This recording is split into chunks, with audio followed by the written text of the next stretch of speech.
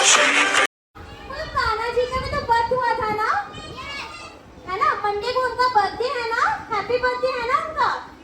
तो आपको पता है जब कान्हा जी का बर्थडे हुआ था, उनका जन्म हुआ था, तब क्या हुआ था? आपको उनकी स्टोरी सुननी है? अभी आप सभी बच्चे अच्छे से बैठेंगे और देखेंगे कि कान्हा जी का जन्म कैसे हुआ था और उसके पीछे की कहानी क्या है। यदुकुल नगरी के राजा कंस ने अपनी बहन देवकी का विवाह वासुदेव से किया।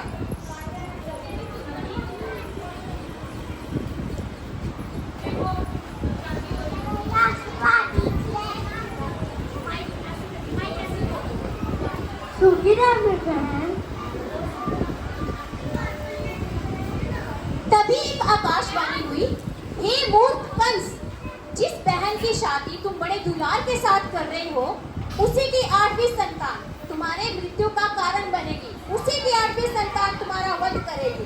तब कंस ने कहा, क्या? क्या? मेरी मृत्यु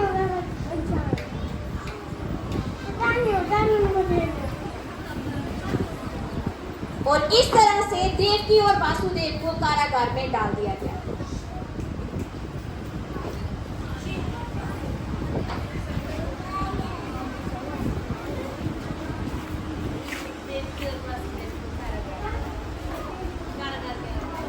दिन महीने बीतते गए, तब देवकी की पहली संतान ने जन्म लिया और यह समाचार प्रातः काल में कंस के पास पहुंचा। देवकी की संतान ने जन्म ले लिया, क्या? चलो देखते हैं। और कंस कारागार में देवकी की संतान को देखने चला गया। वहां पहुंचते ही देवकी बिलखती रही, परंतु कंस ने देवकी की संतान का वध कर दिया। इसी तरह दिन महीने बीतते गए और एक एक करके कंस ने देवकी की 7 संतानों का वध कर दिया। फिर वो घड़ी आई जब कान्हा जी ने जन्म लिया। भगवान श्री कृष्ण जी का जन्म अमावस्या की अंधेरी रात में हुआ। जैसे ही कान्हा जी का जन्म हुआ, कारागार के दरवाजे खुल गए और सिपाही अपने आप सो गए। तब देवकी ने वासुदेव से कहा, आप हमारे इस बच्चे को गोकुल छोड़ के आइए।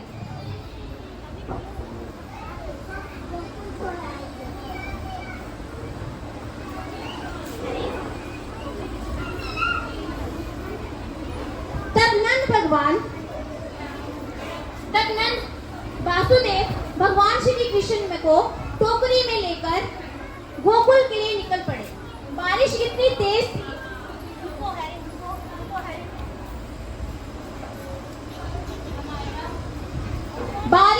तेज थी, तब शेषनाग ने भगवान श्री कृष्ण पे अपनी श्रद्धा जाया कर दी, जिससे कि भगवान श्री कृष्ण पे बारिश ना पड़े।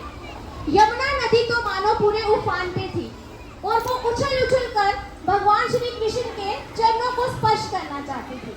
जैसे ही यमुना नदी ने भगवान श्री कृष्ण के चरणों को स्पर्श किया, वो अपने स्तर पर वापस आ गई और वासुदेव यमुना नदी को पार कर गोकुल पहुंचे।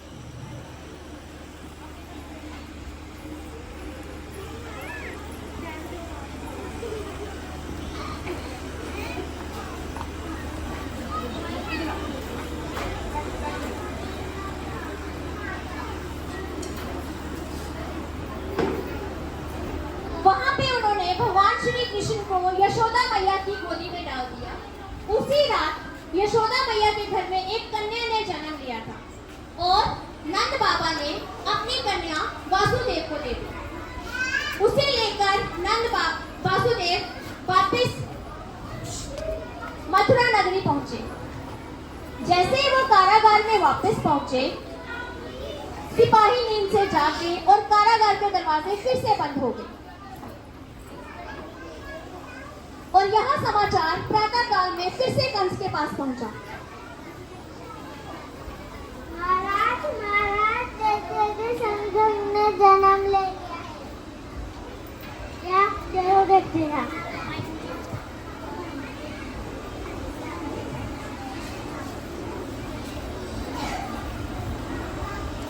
फिर से कारागार में पहुंचा। इसको मत लेके जाओ। परंतु कंस ने उसकी एक ना सुनी, उसने उसकी इस संतान का भी वध कर दिया। तभी फिर से आकाशवाणी हुई, हे मूर्ख कंस, जिसे तू देवकी की 8वीं संतान समझ के वध कर रहा है, वो तो कोई और है, वो तो गोकुल धाम में पट पल रहा है, मैं तो कोई और थी, वो तेरा वध अवश्य करेगी। तब कंस कहता है, मेरा वध? हाँ, मेरा वध? मैं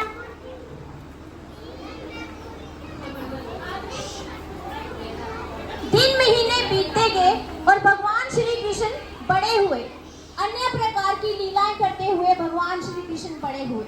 कभी वो माखन चुराते और कभी गोपियों संग खेलते। फिर एक दिन कंस को पता चलता है कि गोकुल में जो कन्हैया है वही देवकी की 8वीं संतान है। फिर कंस भगवान श्री कृष्ण को युद्ध के लिए ललकारते हैं।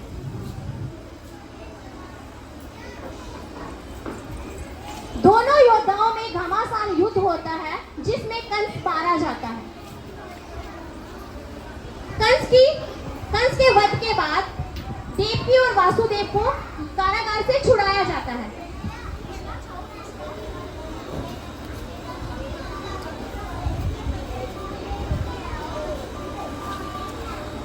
भगवान श्री कृष्ण की बहुत अन्य प्रकार की लीलाएं हैं, जिन्हें गिनवाना मुमकिन नहीं है। तो ये थी छोटी सी प्रस्तुति भगवान श्री कृष्ण के जन्म से रिलेटेड। बोलो देवकी नंदन की जय। बोलो भगवान श्री कृष्ण की जय। बोलो गोकुल नंदन की जय।